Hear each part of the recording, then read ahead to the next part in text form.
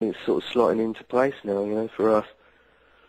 Yeah, I think as we feel, guys, we feel the rebirth here of like a southern rock sound with some of our bands that are getting popular here in the United States. I always felt like that went hand in hand with the British type of rock and roll sound too. For some reason, they just seem to go the blues-based thing. So, hopefully, like you said, we're seeing the rebirth of that of guys that just want to go out and see a good show and have a good time, and I think that's coming back.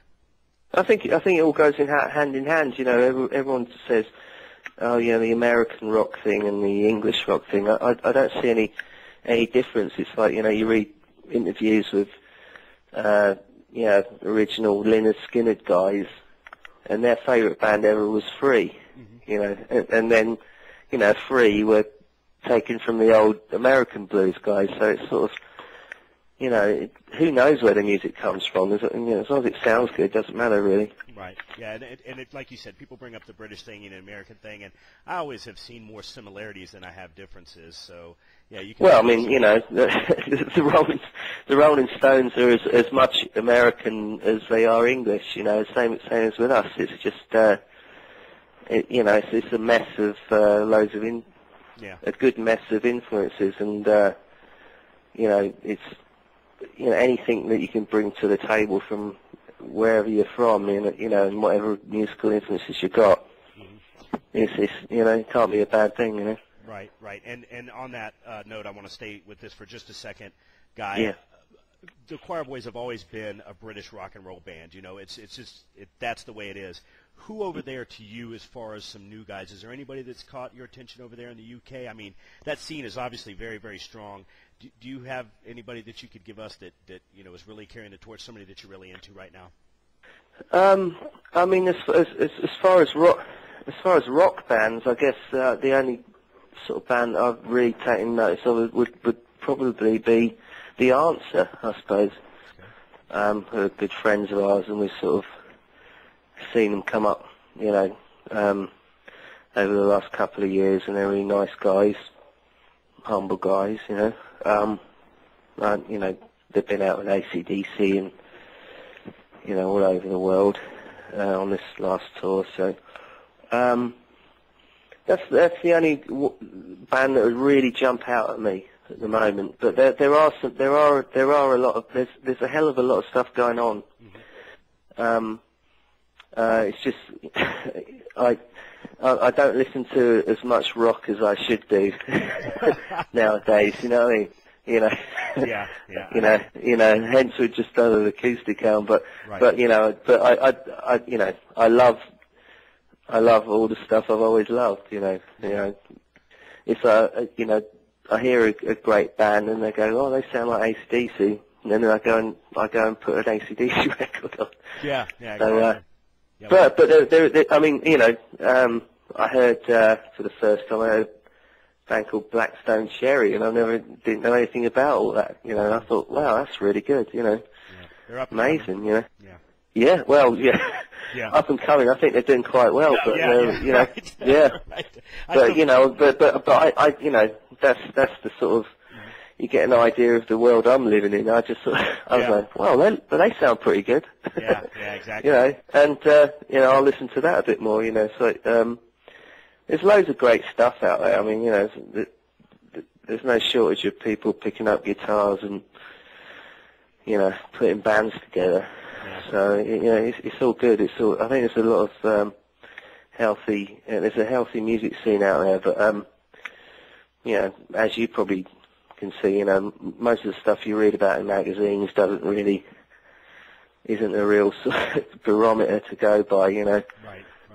When you read about what's the biggest, the hottest thing in the music industry, and you read it and you listen to it and go, it doesn't. Yeah. It doesn't actually sound. Right. Doesn't from what they told me how great it is, and then I've listened to it. It's not actually the same thing. Yeah. It makes you think about the beast. Of course, you know more about this than I ever will, and of course a lot of our listeners. But what kind of beast the music industry is, because it really is a game and a political thing to be played, I guess, just like everything else. Oh yeah. I think it's a lot harder nowadays for younger bands because there isn't so many opportunities to to get the big record deal. But in a way, that's a blessing, because you're not going to be hindered with, big debts and, all that kind of stuff. And you're free to do whatever you want to do with your music. I think it's actually all become more of a sort of artist sort of related, sort of, as far as like the artist has more power now than the record companies. So it's a good thing in a way. Yeah. Okay, Angels. We've come to the part of the interview here where we're really going to start to hate Guy Griffin. Think about some of the places he's going to be in the next couple of weeks. We're talking about the 20th anniversary tour. I'm looking at these things jumping out at me here, Guy. Monaco, France, Valencia, Spain, Barcelona. Man, that's got to be hell, Guy. It's terrible. Tell me a little bit about get out on the road in those places. What the crowd's like? Do you still feel it like you did? I'm sure you do, but just if you could kind of expound on that a little bit. Tell us about how the crowd's been in these places. Well, Monaco obviously will be, that'll be great. Either way. Right. Yeah. Whatever happens, that'll be great because we're there for 3 days in a row.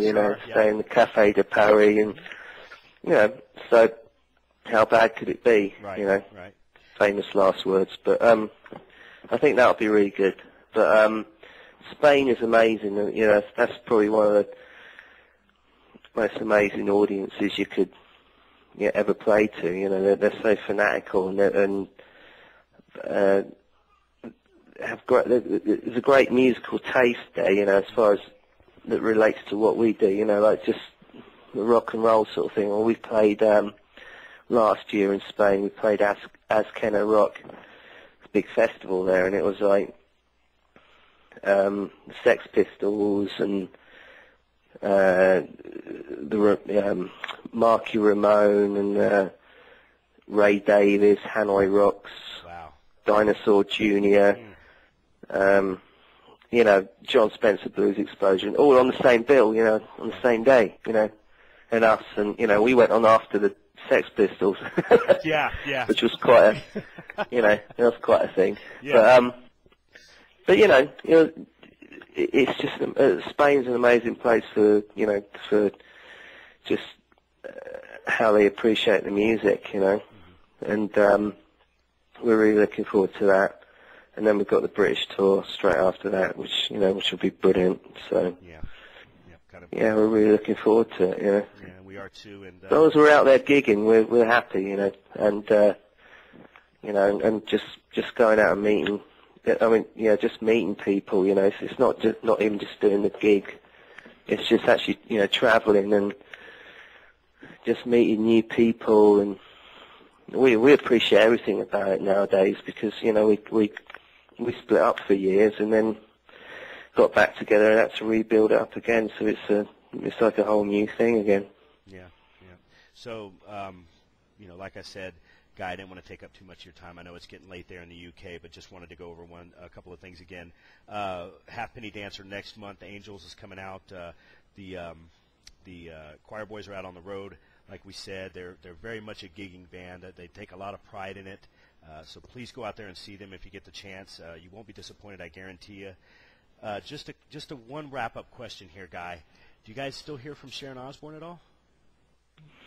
No, not that much. Really? I figured. But the thing is, I did bump into her about, I don't know, I suppose about 3 years ago, and everything was cool.